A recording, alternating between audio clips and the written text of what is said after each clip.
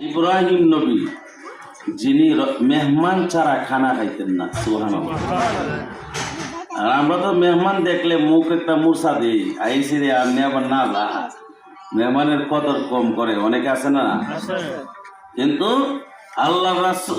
আল্লাহর খলিল ইব্রাহিম নবী তিনি কখনো মেহমান ছাড়া খাইতেন না। সুবহানাল্লাহ। একবার মেহমান আয়ে না আর খানাও খানা 3 দিন ধরে উপবাস।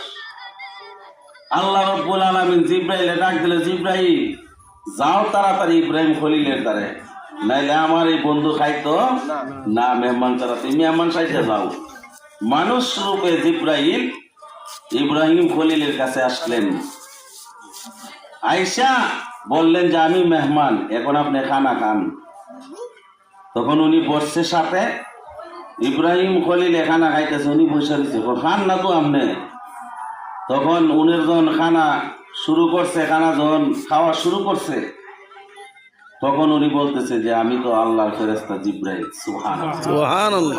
আমি তো দুনিয়ার খানা খাই না, আমি আল্লাহ আমারে বানাইছে আপনারা খানা খাওয়ানোর জন্য। সুবহানাল্লাহ। তাইলে দুনিয়ার মধ্যে সবচেয়ে উত্তম কাজ হচ্ছে মানুষদেরকে খানা খাওয়ানো, ঠিক কিনা? তৃপ্তি সহকারে যদি আপনি একজনকে খানা খাওয়াই দিতে পারেন, আর সে যদি আল্লাহ কয়া ডাক দেয়, আল্লাহর আরো সে পৌঁছতে 1 সেকেন্ডও দেরি হয় না।